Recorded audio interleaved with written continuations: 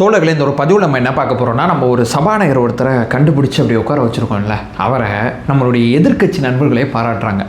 இதுதாங்க ஒரு ஜனநாயகத்தில் நம்ம கிடைச்ச ஒரு பெரிய வெற்றி. நம்ம சபாநாயகரை நம்ம மட்டும் பாராட்டிகிட்டு இருக்கக்கூடாதுங்க, எதிர்க்கட்சி நண்பர்கள் பாராட்டுற மாதிரி அவருடைய செயல்பாடு இருக்குது. ஜேடிசி பிரபாகரன் அவர்களோட செயல்பாடு, சில விஷயங்கள் அந்த வீடியோவில் நான் பட்டியலிட்டு பேசுகிறேன். தாவேக்கா ஆட்சியோட 100 நாள் சாதனைகளில் சபாநாயகரோட செயல்பாடையும் சேர்க்கணுங்கிறதான் என்னுடைய எண்ண ஓட்டமாக இருக்குது. அப்படிப்பட்ட ஒரு செயல்பாடை அவர் ஒரு பக்கம் செஞ்சுக்கிட்டு இருக்காங்க. நம்பர் 1, அதை பற்றி தெளிவாக பார்த்துடலாம். நம்பர் 2, பிரதானமான விஷயம் என்னன்னா, ரூல்ஸ் இஸ் ரூல்ஸ். விஜய் நான் ரொம்ப தெளிவாக இருக்காங்க. தாவேக்காரங்க மேலே இந்த 100 நாட்களில் தவறுகள் நடக்காமையா இருக்கும். அந்த தவறுகள் மேல முதலமைச்சர் விஜய் அவர்கள் எப்படி நடவடிக்கை எடுத்திருக்காங்க அப்படிங்கிறத தெளிவாக பார்க்கலாம். ஏன்னா ஆளுங்கட்சி, இந்த எம்எல்ஏ எனக்கு தெரியும், இந்த அமைச்சர் எனக்கு தெரியும், அப்படிலாம் கிடையாதுங்க. இங்கே தப்புனா தப்பு, நடவடிக்கைனா நடவடிக்கை. இது ரொம்ப தெளிவாக இருக்குங்க அந்த ஆட்சியில். இது என்னங்கிறத பார்த்தலாம். 3வது பிரதானமான விஷயம் என்னன்னு சொல்லி கேட்டிங்கன்னா, நாசாலேருந்து ஒரு விஞ்ஞானி ஒருத்தர் ஓய்வு பெற்று வர்றாரு, தமிழ்நாட்டில் ஒரு ஸ்கூல் நிகழ்ச்சியில் பங்கேற்கிறாரு. சிஎம் விஜய் அவர்களை பற்றி அவர் பேசின விஷயம், அந்த சைகை விஷயம்லாம் பயங்கரமாக என்னப்பா நாசால வேலை பார்த்தவர் எப்படிப்பா விஜயனாவை பற்றி இப்படி புகழ்றாரு அப்படிங்கிற மாதிரி நிறைய பேர் கேட்டுக்கிட்டு இருக்காங்க. எனக்கு இது பெரிய ஆச்சரியம் இல்லை. ஏன் தெரியுமா? அதை பற்றி தெளிவாளமாக சில விஷயங்கள் பார்த்தலாம். 3 விதமான தகவல்கள் இந்த வீடியோவில் இருக்க போது ஒன்றா தெளிவாளமாக பார்க்கலாம். உற்சாக வணக்கங்கள். வாங்க பதிவுக்குள்ள போகலாம். இப்போ முதல் விஷயம் தோழர்களே, நம்ம சபாநாயகரை ஏன் நம்ம பாராட்டுறோம்னா, ஒரே ஒரு வீடியோ மட்டும் போடுறேன், இந்த வீடியோ பார்த்துட்டு வாங்களேன். உங்களுக்கு சலாம் போடு என்ற வார்த்தை அவை குறிப்பு நான் நீக்கிடுறேன். நீங்கள் எதை எடுத்தாலும் நியாயத்தை எடுத்துருங்க. மாண்புமிகு பேரவைத் தலைவர்களே, நாடு சுதந்திரம். ஏவாவேலு அவர்கள் பேசிகிட்டே இருக்கும்போது ஏதோ ஒரு வார்த்தை சொல்கிறாரு. அதற்கு சபாநாயகர் என்ன சொல்கிறாங்கன்னா, அவை குறிப்பிலேருந்து இதை நீக்கிறேன்னு சொல்கிறாரு. நீங்கள் நீக்கினா கரெக்டாக இருக்குங்க அப்படின்னு சொல்லி ஏவாவேலு அவர்கள் இன்றைக்கி சொல்கிறாங்க. நேற்று கே நேரு அவர்கள் பேசியிருப்பாங்க. ஏன்னா ஏன் நேற்று கே நேரு அவர்கள் அதை பேசியிருப்பாங்கன்னா, நம்ம அமைச்சர் ரமேஷ் அவர்களை புகழ்ந்து நம்ம ஒரு வீடியோ பேசியிருந்தோம். ரொம்ப தெளிவாக தொண்டர்களோட மனநிலையை நீங்கள் வெளிப்படுத்தினீங்கன்னு, தலைவரோட மனநிலையை அவர் சாரி கேட்டார்னே அப்படின்னு சொல்லி நம்ம ரொம்ப தெளிவாக பேசியிருந்தோம் அந்த வீடியோவில். ஆனால் சபாநாயகராக இவர் என்ன நிலைப்பாடு எடுத்தார் தெரியுமா? நேற்று எதிர்க்கட்சி தலைவர் உதயநிதி அவர்கள் எந்திரிச்சு நிற்கணும், வணக்கம் தெரிவிக்கணும் அப்படிங்கிற விஷயத்தை நம்ம சொல்லும் போது, அதற்கு அவர் சொன்ன விஷயம், வணக்கம் தெரிவிக்கணுங்கிறது, எந்திரிச்சு நிற்கணுங்கிறது இந்த சட்டசபை விதிகளில் இல்லை, தமிழரோட மரபு, பார்த்துங்க, அதுக்கு மேலே உங்களோட விருப்பம் அப்படின்னு சொல்லி அதற்கு ஒரு தீர்ப்பு கொடுத்தார். அது மட்டும் இல்லாமல் எதிர்க்கட்சி நண்பர்கள் சபாநாயகரை புகழ்றதுக்கான காரணம் என்னன்னா, பேச விடுறாருங்க. எல்லாரையும் சிறப்பு கவன ஈர்ப்பு தீர்மானம் இருந்தாலும் சரி, மானிய கோரிக்கையாக இருந்தாலும் சரி, ஒரு பக்கம் ஜனநாயக ரீதியாக ஆளுங்கட்சிக்காரங்க ஒரு குற்றச்சாட்டை முன்வைக்கும் போது எதிர்க்கட்சிக்கு ஒரு பதில் தேவைப்படும், அல்லது அவங்க ஒரு கேள்வி கேட்க ஆசைப்படுவாங்க.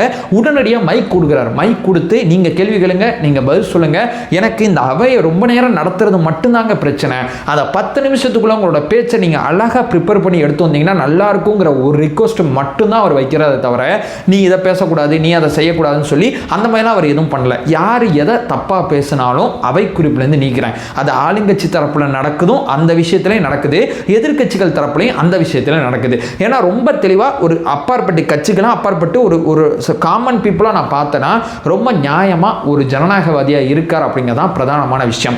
சிறப்பு கவன ஈர்ப்பு தீர்மானம் கொண்டு வந்தால் எல்லாத்தையும் எல்லாரை பற்றியும் பேச விடுறாருங்க. இது பிரதானமான விஷயம். நேற்று இந்த அவையை அவர் நடத்தும் போது சிறப்பு கவன ஈர்ப்பு தீர்மானம் 3 விஷயத்துக்கு கொண்டு வந்தாங்க.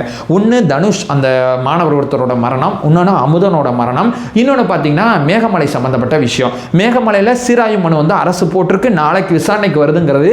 சட்டசபையில் கவன ஈர்ப்பு தீர்மானம் எடுத்துக்கொள்ளப்பட்டு அது விவாதிக்கும் போது அதை பற்றி வாத பிரதிவாதங்களை 2 தரப்பும் பேசும்போது தான் எனக்கு ஒரு தெளிவு கிடைக்குது. நேற்று விஷயத்தில் அமுதன் அவர்கள் விஷயமா இருந்தாலும் சரி, ஆகாஷ் அவர்கள் விஷயமா இருந்தாலும் சரி, பள்ளி கல்வித்துறை அமைச்சராக கூடிய நம்ம ராஜ்மோகன் கொடுத்த விளக்கம், அதே நேரம் சிடிஆர் அவர்கள் கொடுத்த விளக்கம், ஆதவர்ஜன் அவர்கள் அரசியல் ரீதியாக கொடுத்த விளக்கம் மூலமா இந்த ஜனநாயக ரீதியான உரையாடல் அசம்பிளியில் நடக்கும் போது தான் இந்த 3 விஷயத்தில் அரசு இந்த மாதிரி நிலைப்பாட்டில் இருக்குங்கிறத நேற்று தெரிஞ்சுக்கிட்டேன். இன்னைக்கு இதே அவையில் 2 கவன ஈர்ப்பு தீர்மானம். ஒன்று எங்கள் கடலூர் இருக்குல்ல, கடலூரில் பார்த்தீங்கன்னா பக்கத்தில் ரொம்ப முக்கியமாக ஹைட்ரோ கார்பன் பரங்கிப்பேட்டை அப்படிங்கிற பகுதியில் ஒரு 4 கிணறு திமுக அதிமுக ஆட்சியில் மாறி மாறி அனுமதி கொடுத்துருக்காங்க. இந்த 4 கிணறுல 3 கிணறு முடிஞ்சு போச்சு, வேலை முடிஞ்சு, ஒரே ஒரு கிணறு மட்டும் இப்போ இயங்கிட்டு இருக்கு. அந்த ஒரு கிணறுக்கு அப்புறமா வேற சில விஷயங்களில் அங்கே கிணறுகள் அமைக்கணும் அப்படின்னு சொல்லி ரொம்ப முக்கியமான முயற்சிகள்லாம் எடுக்கப்பட்டு இருக்கு அந்த எண்ணெய் நிறுவனத்தின் மூலமாக. அதெல்லாம் வேணாம், இதெல்லாம் பண்ணக்கூடாது அப்படிங்கிற மாதிரி ஒரு கவன ஈர்ப்பு தீர்மானம் கொண்டு வந்தாங்க.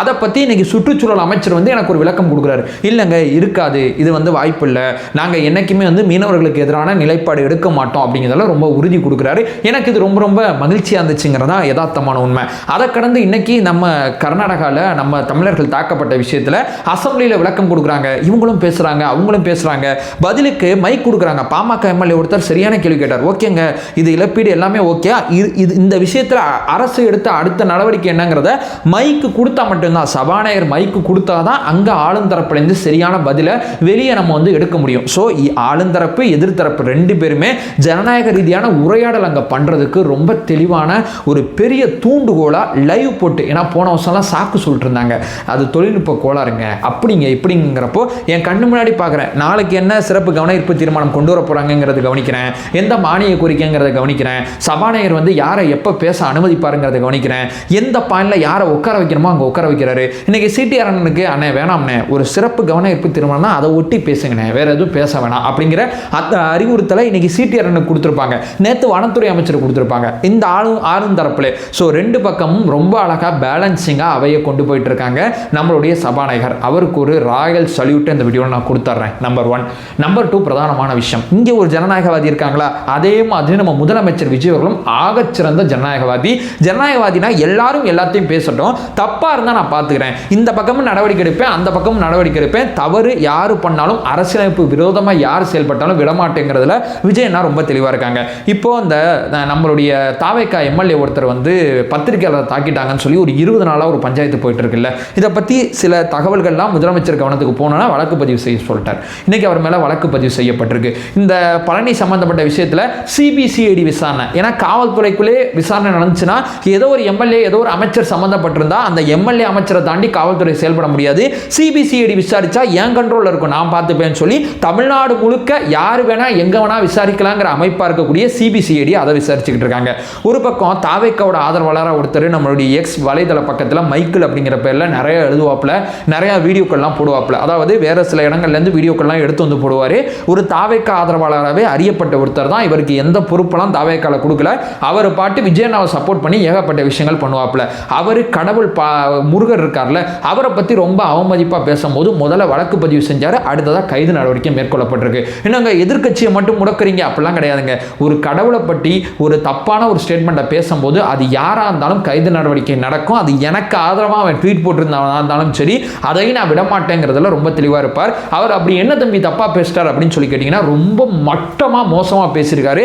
அதை நான் காமிக்க விரும்பலைங்கிறத நான் இங்கே பதிவு செஞ்சிடறேன். அதே நேரம் நம்ம அமைச்சர் பெருமக்கள், நம்மளுடைய எம்எல்ஏக்கள், இவங்களுடைய செயல்பாடு, இவங்களுடைய விஷயங்களை உளவு பிரிவு வச்சு தொடர்ச்சியான கண்காணிப்பு ஒரு பக்கம் நடந்துகிட்டு இருக்கு. அமைச்சர் சரத் அவர்களை பற்றி ஒரு குற்றச்சாட்டு ஒன்று சொன்னாங்க, முதலமைச்சர் விசாரிக்கலையா செய்யலையா போலையாலாம் சொன்னாங்க. ஆனால் உளவு பிரிவை வச்சு அமைச்சர் சரத் அவர்களோட செயல்பாடு அந்த சமயத்திலேயே முதலமைச்சர் விஜய் அவர்கள் கண்காணிச்சாங்க அப்படிங்கிறது தான் யதார்த்தமான உண்மை. இப்படி தன்னுடைய தரப்பில் தனக்கு கீழே தான் கூட பணி செய்கிறவங்க தவறு பண்ணாலும், அது ஒரு மாவட்ட செயலர் ஒருத்தர் மேலே கூட ஒரு பெண் ஒரு புகார் கொடுத்தது மேலே வழக்கு பதிவு செய்யப்பட்டிருக்கு. இப்படி தன்னுடைய தரப்பில் எந்த தவறும் நடக்காமல் பார்த்துக்கிறாரு. அப்படி நடந்தால் சட்ட ரீதியாக உங்களுக்கு தண்டனை வாங்கி கொடுக்கறதுலையும் தயங்கவே மாட்டார்.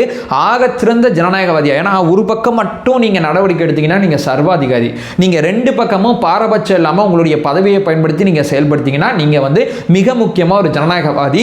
இந்த விஷயத்தில் உச்சபட்சமாக முதலமைச்சர் எடுத்த நடவடிக்கை என்ன தெரியுமா? ஆக்சுவலாக ஒரு ஊராட்சி மன்ற தலைவர் திமுகலேருந்து தாவேக்கா வந்தவர், ஒரு மாவட்ட இணை செயலராக இருந்தார்.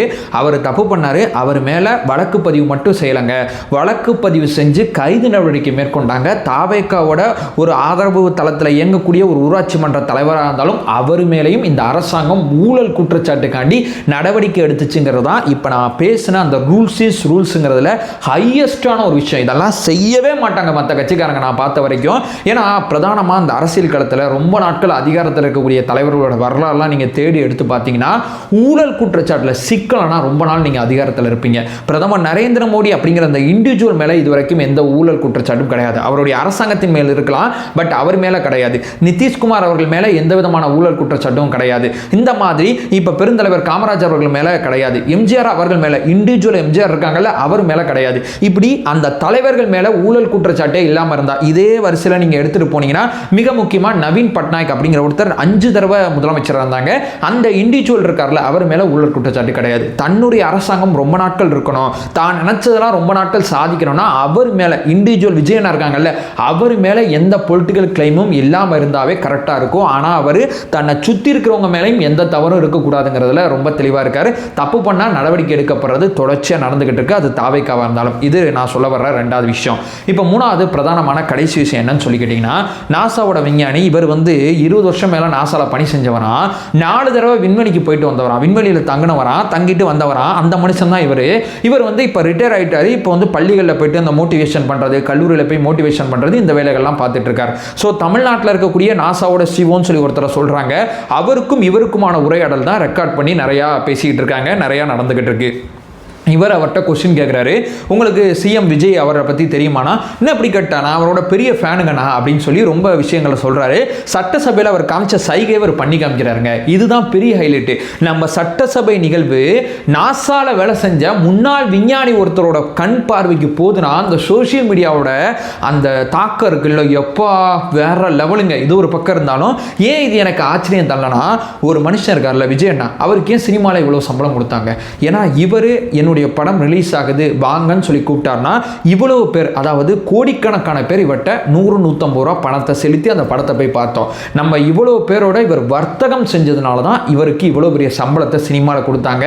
இவ்வளவு பேரோட நம்பிக்கை அவர் சம்பாதிச்சதுனால தான் அவ்வளோ பெரிய வர்த்தகத்தை அவரால் செய்ய முடியுது. பிஸ்னஸ் பாயிண்ட் ஆஃப் வியூவில் இவ்வளவு தூரம் அவரால் பண்ணதுனால தமிழ்நாடு இல்லாமல் வெளியே நம்மளுடைய வடக்கு நண்பர்கள் நம்ம தளபதி விஜய்ன்னு சொன்னாங்கன்னா அவங்க விஜய் தளபதின்னு சொல்லி அவங்க வேற ஒரு பிராண்டை கிரியேட் பண்ணிட்டு இருக்காங்க.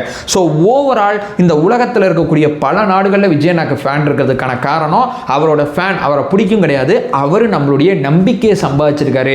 அதனால தான் அண்ணாக்கு அவ்வளோ பெரிய இடம். அதே நம்பிக்கை இப்போ அரசியலே அவர் சம்பாதிச்சுக்கிட்டு இருக்காரு. அதனால தான் அவருக்கு இவ்வளோ பெரிய ஃபேன் பேஸ் இருக்கு. அது நாசா விஞ்ஞானியில் ஆரம்பித்து யார் எங்கே இருந்தாலும் அவருக்கு இவ்வளோ பெரிய சப்போர்ட் கிடைக்கிறதுக்கு பிரதானமான காரணம் சினிமாவில் இருக்கும் போதும் அரசியலில் இருக்கும் போதும் மக்களோட நம்பிக்கையை சம்பாதிக்கிறாரியா. விஷயத்தை சொல்லிட்டு இந்த வீடியோ நான் என் பண்ணிக்கிறேன். நம்ம சேனலை ஃபர்தராக ஃபாலோ பண்ணிங்கன்னா பொலிட்டிக்கல் சார்ந்து ஏகப்பட்ட விஷயங்கள் நம்ம பார்த்துட்டு இருக்கோம். நம்மளோட ஒரே நோக்கம் அறியாமை அகற்ற வேண்டும், அறியாமை அகற்றப்பட வேண்டும். Thank you so much.